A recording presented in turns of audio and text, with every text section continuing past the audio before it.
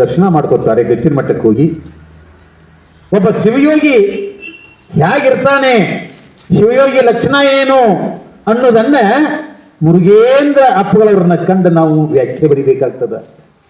ಅಷ್ಟು ಕಟ್ಟುನಿಟ್ಟಿನಿಂದ ಲಿಂಗಾನುಸಂಧಾನ ಮಾಡಿ ವಚನ ಸಾಹಿತ್ಯವನ್ನು ಬೆನ್ನ ಮೇಲೆ ಕಟ್ಟಿಕೊಂಡು ವಚನ ಸಾಹಿತ್ಯವನ್ನು ತಾವು ಮಲಗುವ ಮಂಚದ ಮೇಲೆ ಇಟ್ಟು ಒಬ್ಬ ಶ್ರೀಮಂತ ಇವ್ರ ನೆಲಕ್ಕೆ ಮಲ್ಕೊಳ್ಳೋದನ್ನ ಕಂಡ ಒಂದು ಚಲೋ ಆಗಿರುವಂತಹ ಮಂಚ ಮಾಡಿಸ್ಕೊಡ್ತಾರೆ. ಆ ಮಂಚವನ್ನು ತಂದ ಅಪ್ಪುಗಳವರಿಗೆ ಅರ್ಪಣೆ ಮಾಡ್ತಾರೆ ಆ ಶ್ರೀಮಂತರು. ಅಪ್ಪ ಅವರೇ ಇದ್ರ ಮೇಲೆ ನೀವು ಪೌಡಿಸಬೇಕು ಅಂದ್ರು. ಅಪ್ಪ ಅವರು ಅದರ ಮೇಲೆ ಒಂದು ಗಾದಿ ಹಾಕಿ ಆ ಗಾದಿ ಮೇಲೆ ಒಂದು ಚಲೋ ವಸ್ತ್ರ ಹಾಕಿ ಆ ವಸ್ತ್ರದ ಮೇಲೆ ಅಪ್ಪ ಬಸವಣ್ಣನ ವಚನಗಳನ್ನು ಇಟ್ಟು ಹೇಳ್ತಾರೆ.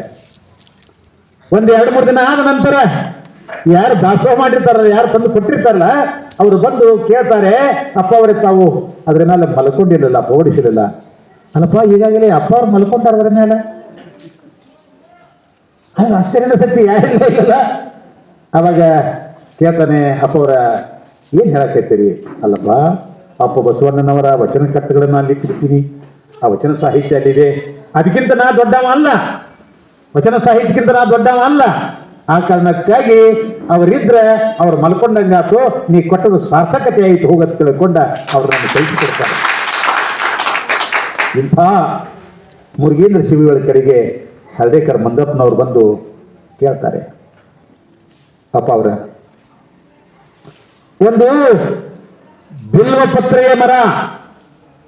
ಒಂದು ಬಿಲ್ವಪತ್ರೆಯ ಮರ ತಿಪ್ಪಿಯೊಳಗೆ ಹುಟ್ಟೈತಿ. ತಿಪ್ಪಿಯೊಳಗೆ ಹುಟ್ಟಿದ ಈ ಬಿಲ್ವಪತ್ರೆಯ ಮರ ಲಿಂಗ ಪೂಜೆಗೆ ಬರ್ತದನೋ ಇಲ್ಲೋ ಪ್ರಶ್ನೆ ಮಾಡ್ತಾನೆ. ಯಾರೋ ಮಂಗಪ್ಪನವರು ಶಿವಯೋಗಿಗೆ ಪ್ರಶ್ನೆ ಮಾಡ್ತಾರೆ. ಆವಾಗ ಶಿವಯೋಗಿ ಹೇಳ್ತಾರೆ, ಅಪ್ಪ ಅದು ಪತ್ರಿ ಗಿಡ ಐತಿ, ಅದು ಪವಿತ್ರ ಐತಿ, ಅದು ಪೂಜೆಗೆ ಯೋಗ್ಯ ಐತಿ, ಹಾಗಾದ್ರೆ ನನಗೆ ದೀಕ್ಷಾ ಕೊಡ್ರಿ ಅಂತ. ನನಗೆ ದೀಕ್ಷಾ ಕೊಡ್ರಿ.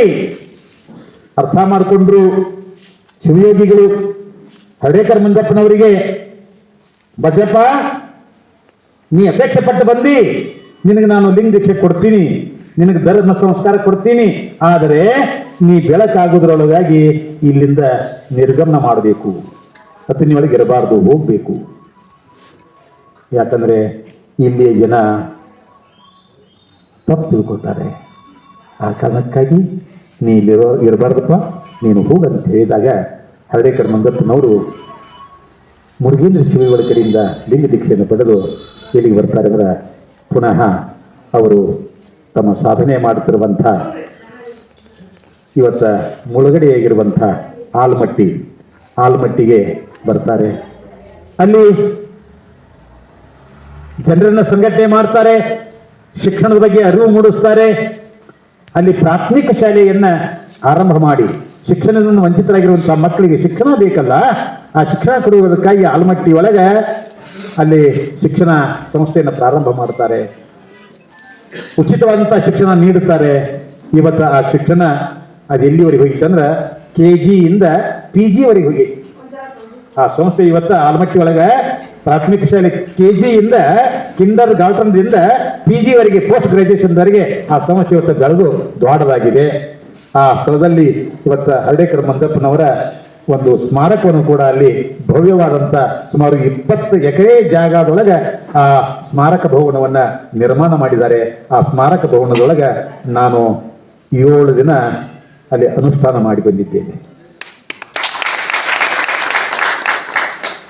ಅಲ್ಲಿ ನಿಸರ್ಗೋಪಚಾರ ಮಾಡಿವೆ.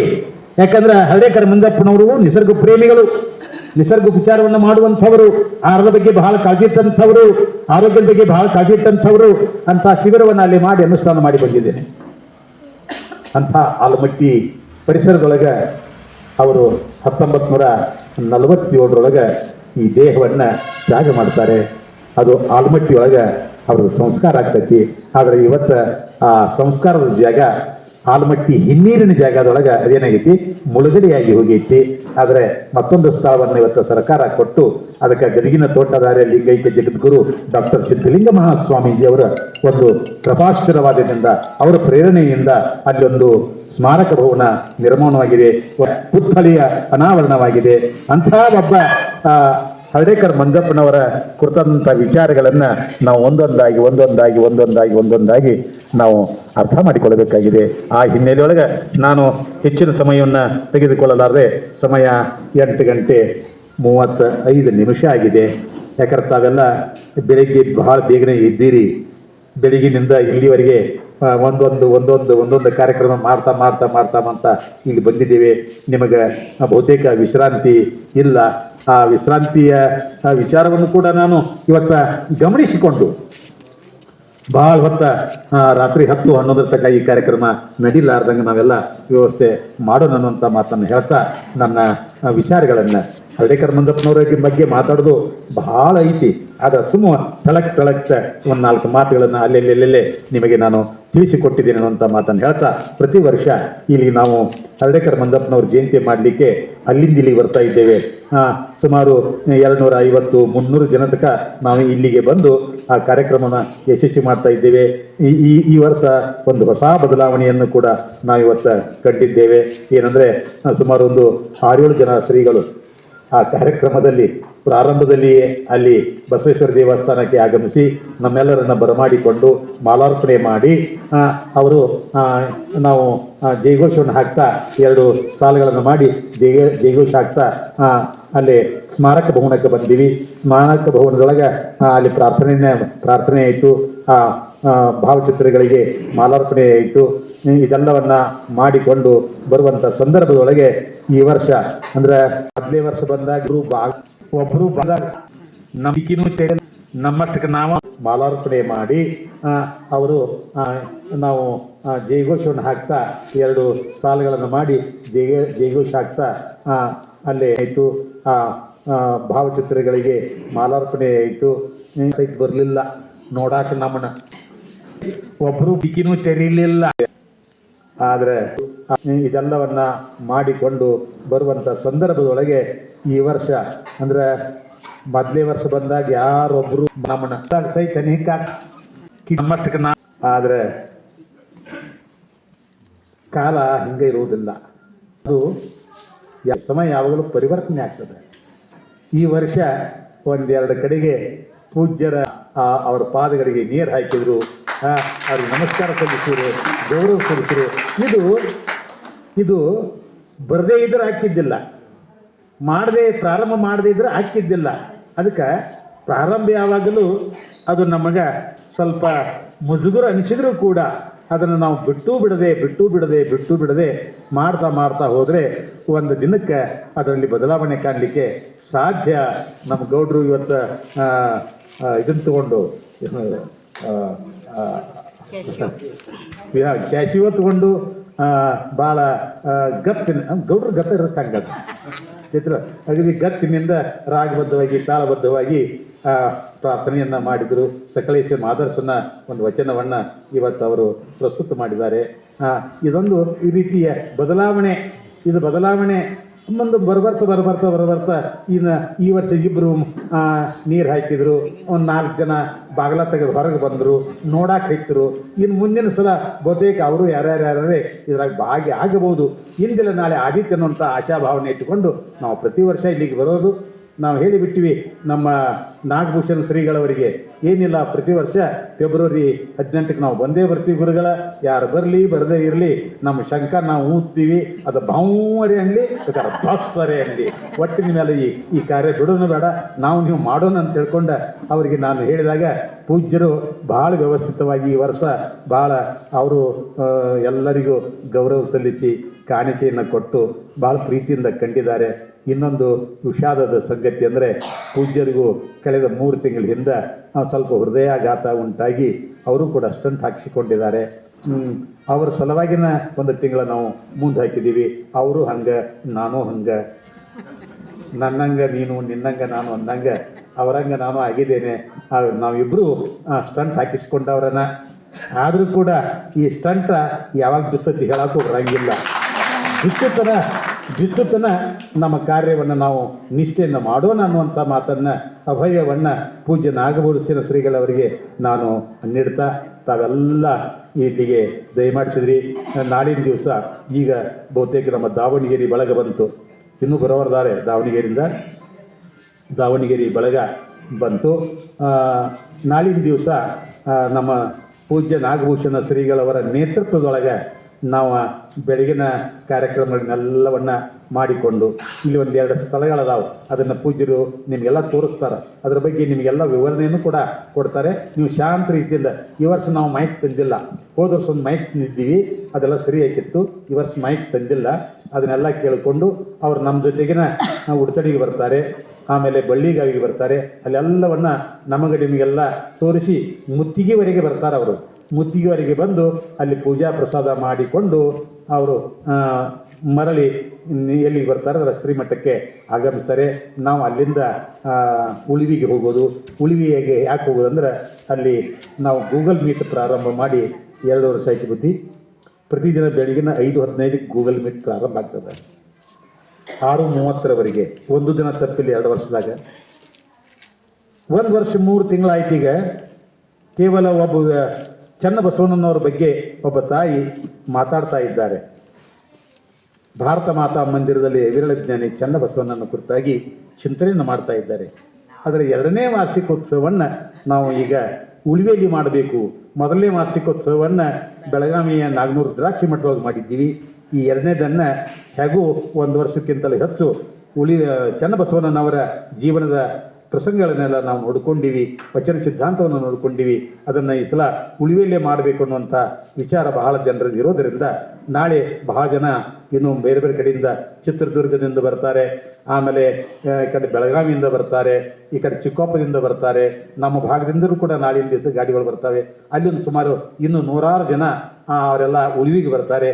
ನಾವೆಲ್ಲ ಕೂಡಿ ಉಳಿವಿಯ ಪರಿಸರದೊಳಗೆ ಅಂದರೆ ಶಿವಪುರದೊಳಗೆ ಆ ಚನ್ನಬಸವಾನಂದರ ಆ ಧಾಮದೊಳಗೆ ಅದನ್ನು ನೀವೆಲ್ಲ ಆ ಕಾರ್ಯಕ್ರಮವನ್ನು ಹಮ್ಮಿಕೊಂಡಿದ್ದೇವೆ. ಅದಕ್ಕೆಲ್ಲ ಬೇಕಾದಂಥ ಸಿದ್ಧತೆಯನ್ನು ಮಾಡಿದ್ದೇವೆ. ಇವತ್ತರ ಅಲ್ಲಿಂದ ಜನ ಟ್ರ್ಯಾಕ್ಟರ್ ಮೂಲಕ ಸಾಮಗ್ರಿಯನ್ನು ತೆಗೆದುಕೊಂಡು ಅಲ್ಲೆಲ್ಲ ಹೋಗಿ ಸ್ವಚ್ಛ ಮಾಡಿ ರೇಷನ್ ಇಟ್ಟು ಎಲ್ಲ ವ್ಯವಸ್ಥೆ ಮಾಡಿದ್ದಾರೆ.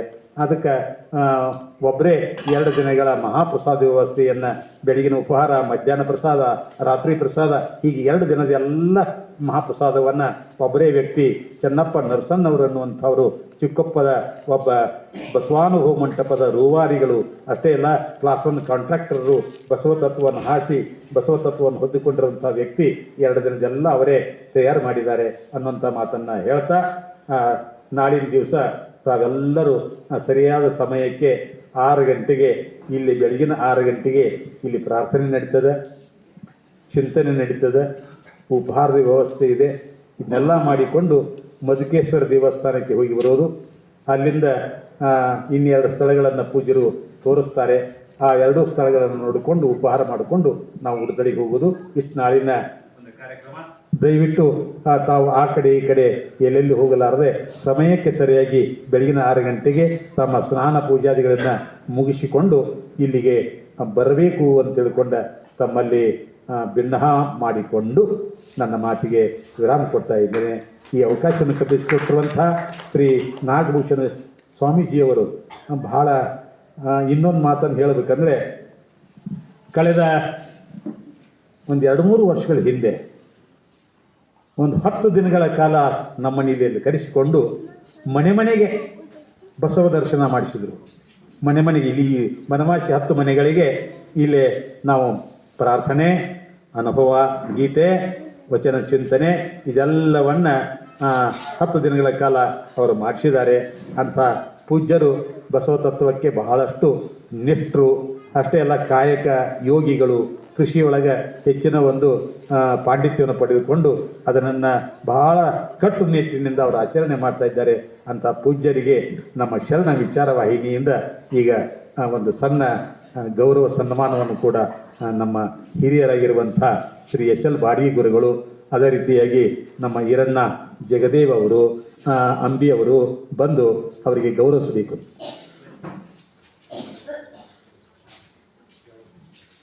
ಒಬ್ಬರು ಶಾಲ್ ಹಾಕ್ರಿ. ಗುರು ಬಸವಲಿಂಗಾಯ ನಮಃ. ಓಂ ಶ್ರೀ ಗುರು ಬಸವ ಲಿಂಗಾಯ ನಮಃ. ಓಂ ಶ್ರೀ ಗುರು ಬಸವ ಲಿಂಗಾಯ ನಮಃ. ಓಂ ಶ್ರೀ ಗುರು ಬಸವ ಲಿಂಗಾಯ ನಮಃ. ಹೀಗೆ ಈ ಬಾಂಧವ್ಯ ನಿರಂತರವಾಗಿ ಗಟ್ಟಿಗೊಳ್ಳಲಿ ಅಂತ ತಿಳ್ಕೊಂಡು ಆಶಿಸಿ ನನ್ನ ಮಾತಿಗೆ ವಿರಾಮ ಕೊಡ್ತಾ ಇದ್ದೇನೆ. ಸರ್ವರಿಗೂ ಶರಣು ಶರಣಾರ್ಥಿ. ಹರ್ಡೇಕರ್ ಮಂಜಪ್ಪನವರ ಜೀವನ ಚರಿತ್ರೆಯನ್ನು ಶರಣರಾದ IR ಮಠಪತಿಯವರು ನಮಗೆ ಬಹಳ ಸವಿಸ್ತಾರವಾಗಿ ತಿಳಿಸಿಕೊಟ್ಟಿದ್ದಾರೆ. ಅವರಿಗೆ ಧನ್ಯವಾದಗಳು. ಮುಂದಿನ ಆಶೀರ್ವಚನ ಶ್ರೀ ಡಾಕ್ಟರ್ ಬಸವಾನಂದ ಸ್ವಾಮಿಗಳವರು, ಬಸವ ಯೋಗಾಶ್ರಮ,